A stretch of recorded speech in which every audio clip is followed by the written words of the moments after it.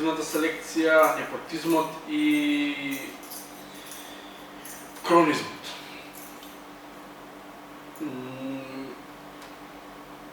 Покажав предходно некои делчиња, меѓутоа сега ќе се обидам да го образложам.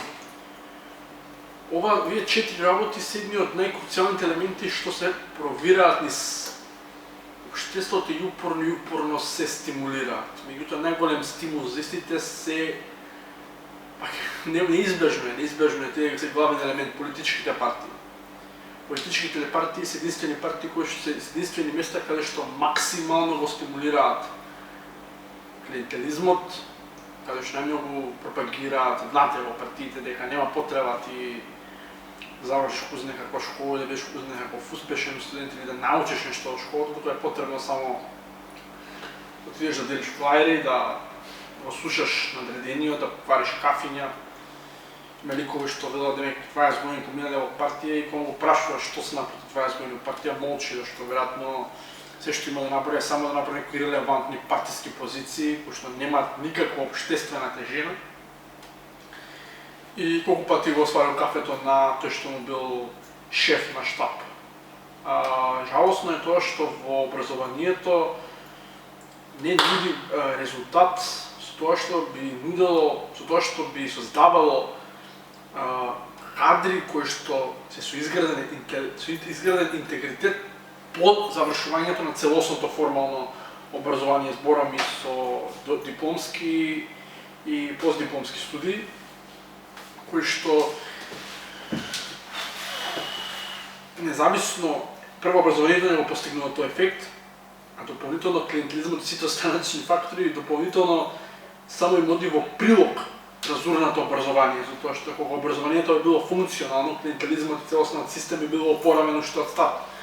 И многу полесно би се бореле со тек, меѓутоа некој системски го уништува образованието и затоа клиентелизмот и сите останати алтернативни начини, алтернативни појави се доминантни. Кога знаеш дека во партија ќе те вработат на некоја си административно место, се што треба да правиш е само да го слушаш надредениот, да се пикнеш у некоја си приоритетна листа, да имаш некој родител во некоја си место, да имаш човек за да се вработиш, а не да бидеш согласно својот труд и знаење и способности квалификуван, таа нелојална конкуренција која што не е истакната во преку кронизмот и непотизмот. Дополнително тука и негативната селекција која што упорно спорував, ја објаснувам, која што е застапена и во ВМРО и во СДСМ, која што е застапена во секој можен аспект каде што се спроведува и клиентелизам. Клиентелизмот, лошата администрација функционира затоа што клиентелизмот во партиите се пресликува во тие администрации. Определен човек ќе стане директор, да речеме, и после се ги зима своите ликови ги вработува во таа институција или ако е, не знам, министер во тоа министерство, ако е своите луѓе, своите делови од тие ограноци што се ги имам, гранките што ги има пуштено, се ги вработува на тој сектор, тој дел. И кога тие институции треба бидат од корист кон граѓанинот, тие се тотално незаинтересирани или неспособни да постапат како што е потребно. Затоа што нив не ги интересира, ни само ги интересира да земаат плата на први, додат на партиски прослави и наредби да следат согласно што ќе им каже тој што ги вработил, зашто знаат дека не се вработиле сами, туку ги вработил некој после партијата, само им ги уценува начин, да ги знаеш кој те вработи, ќе доеш на тој митинг, ќе отидеш на тоа место ќе се појавиш, ако не се појавиш, може знаеш како се вработи, можеш така и да излезеш. Постојано цела администрација е ставена под страф, под стресови, под притисок, под мобинг, кај да се пријави, нема што да пријави, зашто цел можен систем е опфатен со исти политичар, со истата политика. Не зборам само СДСМ и ВМРО. СДСМ и ВМРО се караат декларативно во јавност само, меѓутоа они внатрешност се функционираат, се помагаат со привработување. Едниот шериф, локален шериф од ВМРО ќе му помогне на другиот локален шериф, на тој од СДС, па ќе си споделат некои тендери лево-десно. Значи, се работи за класична корупција, колку пари влегува во држава, кога влегавме во НАТО, кај се тие пари кои што требаше да влезат? Не ќе доеше нешто подобро со тоа што влегуваме. Значи, ниту Европска унија, ниту НАТО нема да ни го подобри нас животот. Тоа е само илузија која што нас ни вели за дека ако влеземе некаде, дека тоа ако ние сами како држава не си ја правиме однатре, никој не може да очекуваш ти дека Германија ќе дојде и од таму со некој надворешен човек ќе ти каже тебе што треба да направиш. Он ти каже што треба да промениш. Ако ти тоа не го промениш, ти како држава не си доволно не ги исполнуваш сите услови за да можеш да влезеш таму. Не си доволно солиден, си доволно стабилен како држава за ти да можеш да членуваш во некаква си организација. Меѓутоа согласно пазарите што ги прави Зоран Заев, очигледно се многу продуктивни, што до некој начин, до некаде не ги осудувам толку многу затоа што тоа е он, веројатно, и некој и за да се стигне до таква ситуација, тој да биде, или пак Груевски да биде на таа ситуација, тоа се веќе определен вид на чекори. Затоа што во јавноста се вели дека Заев го сменил името. Во јавноста се вели дека Груевски преговара. Не. СДСМ го донесе Зоран Заев на власт. Зоран Заев не бил независен кандидат. ВМРО го донел. Во надворешен дел кога излезеш, они не ја представуваат ВМРО и СДСМ. Они ја представуваат Македонија. Во 2011 на преговори до Груевски, оно докако Македонија.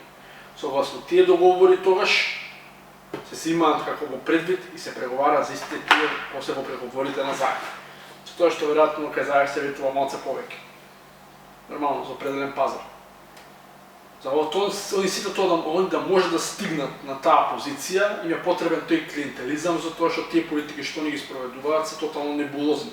Они да оправеат цела држава, можеби народот и немаше да се крижи толку многу, колку што немаше да се храни национализмот толку многу со името, со промената на името, ако сите тие советници, директори, градоначалници, министри, ево сега и како што беше Кирацовски, како што е сега, што се исповработи цела фамилија, како што беше Коста Костадинов, кој што се исповработи цела фамилија, кој што се сите останати ликови кои што се влезени во таа некој вид на корупција и тој неморален чин.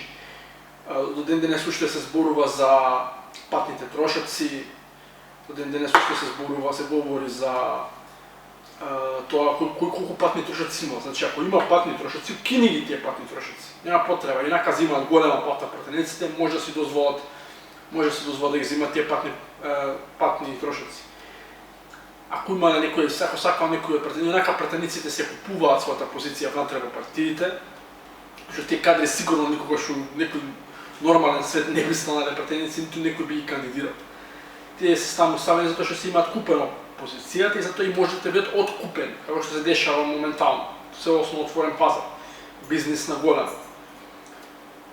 Да понесе реформа, нивната плата да се стави на минимална, тоа би било феноменална реформа. Сите тие останат да биде минималец, односно пратеничката плата да биде сведена на минималец, сите останати пари да отидат таму каде што се најпотребни. Не знам, во образование, во сите плати на министрите, не за време на корона, толку целосно, сите да земаат минимална плата, со што барем толку не би представувало толку безобразно.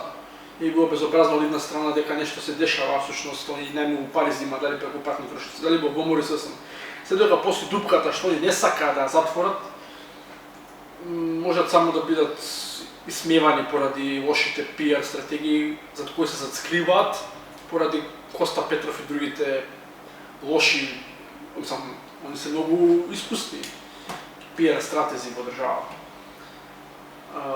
Кој што беа 10 прашања на и сите останати небулози, поготово видеото на Мила Царовска и Манчевски со топката која си подава.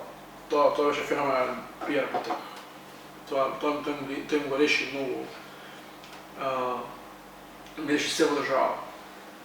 Меѓутоа, за они да стигнат до таму, потребно е некој да ги гласа, потребно е некој во партијава да ги бутка. Тоа е тој клиентелизам. Ако они биле соочени со некој што е далеко на ниво подобар од нив или што би ми ја кажал вистината дека не знаат как тераат. И ВМРО и СДСМ внатре, веројатно не би биле на таа позиција, ќе биле променети за кратко време. Они мора со својот низок интелектуален капацитет да бидат подкрепени со некои други личности.